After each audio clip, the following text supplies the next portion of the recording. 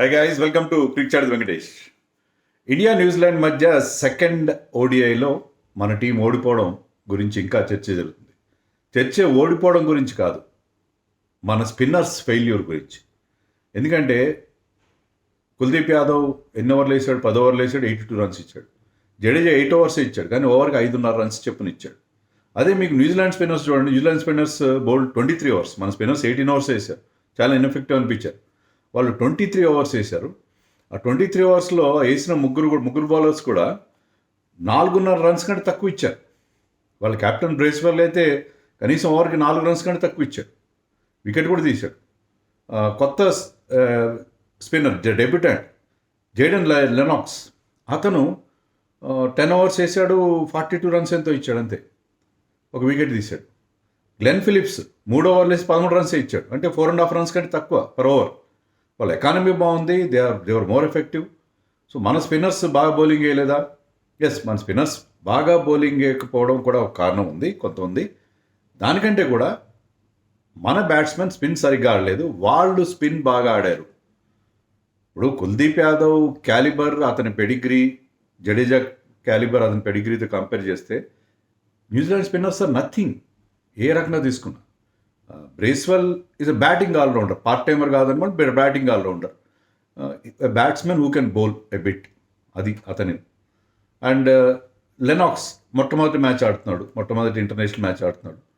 And Glenn Phillips గురించి చెప్పాల్సిన అవసరం లేదు. గ్లెన్ ఫిలిప్స్ కీపింగ్ చేస్తాడు, బ్యాటింగ్ చేస్తాడు, బౌలింగ్ చేస్తాడు, అతను అన్ని రకాల స్కిల్స్ ఉన్నాయి అతని దగ్గర. But he's not a specialist. నేను బేసిక్గా వాళ్ళ స్పిన్నర్స్ గొప్పతనం కాదు, అది మన బ్యాట్స్మెన్ స్పిన్ సరిగ్గా ఆడకపోవడం, వాళ్ళ బ్యాట్స్మెన్ స్పిన్ బాగా ఆడడం. మెయిన్గా తేడా ఎక్కడ వస్తుందంటే there batsmen are playing sweep shot. అది మీరు కన్వెన్షనల్ స్వీప్ అనండి, రివర్స్ స్వీప్ అనండి, ఆడతారు. మన వాళ్ళు స్వీప్ ఆడలేదు. అశ్విన్ కూడా తన ఛానల్లో చెప్పాడు, యాష్కి బాత్లో, మన వాళ్ళ స్వీప్ పర్సంటేజ్ ఎంత అంటే 1%, వాళ్ళు 15% షాట్స్ స్వీప్స్ ఆడారు. అక్కడ తేడా వచ్చేసింది. స్వీప్ షాట్ ఆడడంలో వల్ల వచ్చిన రన్సే కాకుండా స్వీప్ షాట్ ఆడతాడు బ్యాట్స్మెన్ అన్న భయంతో మీకు బౌలింగ్ చేసే బ్యాట్స్మెన్ తన లెంత్ అడ్జస్ట్ చేసుకుంటాడు. రివర్స్ స్వీప్ ఆడతాడేమో అని చెప్పి ఒక ఎక్స్ట్రా ఫీల్డర్ని ఆఫ్ సైడ్లో పెట్టుకుంటాడు. సో ఇలాంటి కొన్ని ఇబ్బందులు ఎదురవుతాయి. సో స్వీప్ షాట్ అనేది ఒక అటాకింగ్ వెపన్గా మారింది. కానీ traditionally Indian players doesn't play sweep shot. అది వాళ్ళకి న్యాచురల్గా రాదు. దానికి కారణం ఏంటి? ఎందుకు ఆడరు మన వాళ్ళు స్వీప్ షాట్? ఎందుకు ఆడరు? ఆడొచ్చు కదా అని మీరు అనొచ్చు. వాళ్ళు ఆడుతున్నారు, మనం ఆడలేరా, మనం స్పిన్ ఆడతాం కదా. జనరల్గా మనకి ఒక స్వీప్ షాట్ అనేది మన అమ్ముల పొదిలో లేదు. అంటే మన కోచెస్ ఫ్రమ్ ద బిగినింగ్, ఒకప్పుడైతే స్వీప్ షాట్ ఆడనిచ్చేవారు కోచ్లు అస్సలు స్వీప్ షాట్ ఆడదని చెప్పేవారు. ఎందుకంటే స్పిన్నర్స్ని ఆడడానికి మీరు ఫీట్ యూజ్ చేయండి. స్వీప్ షాట్ ఎవరు ఆడతారని ఇండియాలో ఒక నమ్మకం అంటే, ఎవరికైతే బాల్ టర్న్ అవుతుందో తెలియదు. Sweep shot is a horizontal bat shot, అంటే బ్యాట్ ఈ రకంగా పెట్టి ఆడతారు. అది బాల్ లోపలికి వచ్చినా బయటకు వచ్చినా బ్యాట్కి ఏదో ఒక పాయింట్లో తగులుతుంది.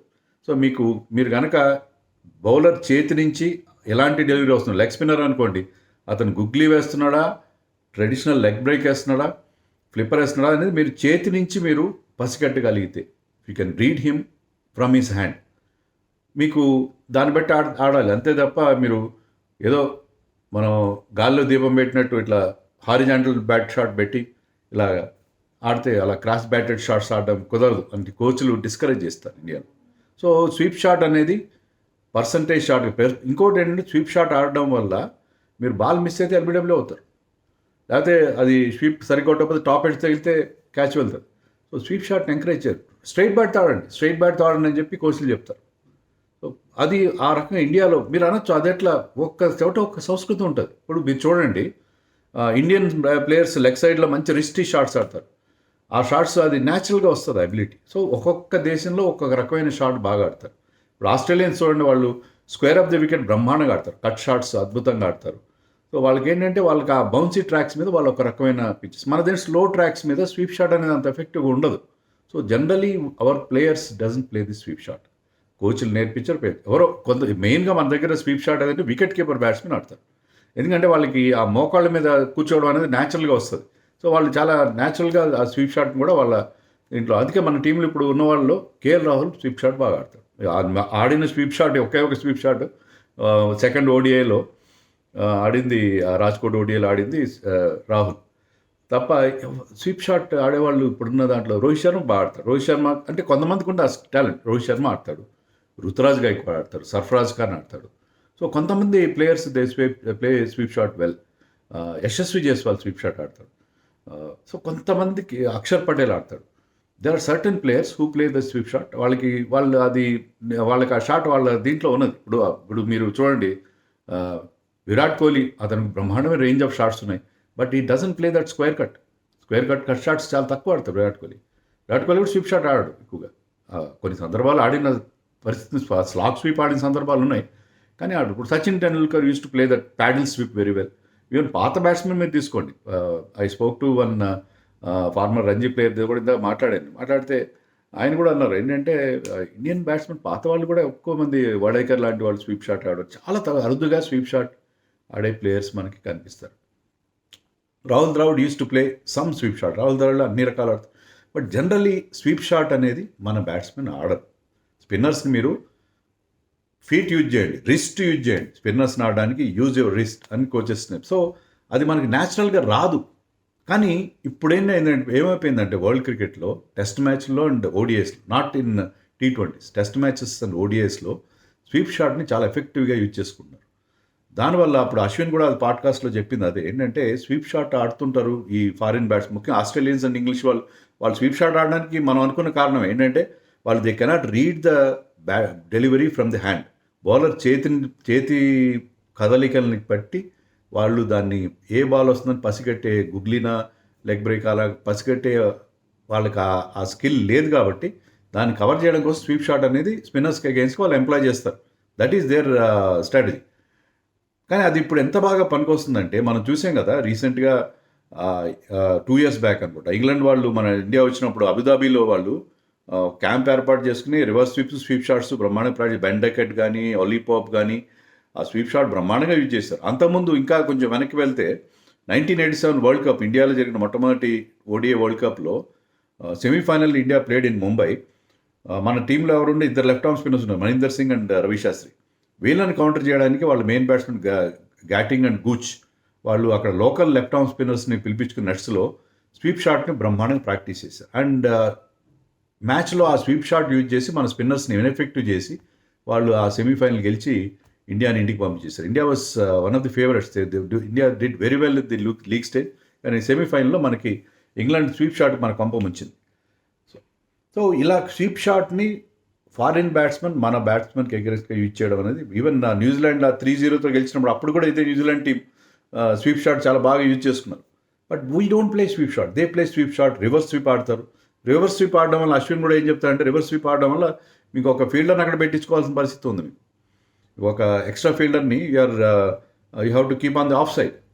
సో ఇలాంటి అశ్విన్ ఇంకోటి ఏం చెప్తాడంటే ఇప్పుడు ఓడిఐస్లో ఏమవుతుంది, చాలా ఇబ్బందికరమైన రూల్ అంటే ఇటీవల కాలంలో వచ్చిన రూల్ ఏంటంటే పవర్ ప్లే తర్వాత కూడా మీకు 5 fielders inside the 30 yard circle ఉండాలి.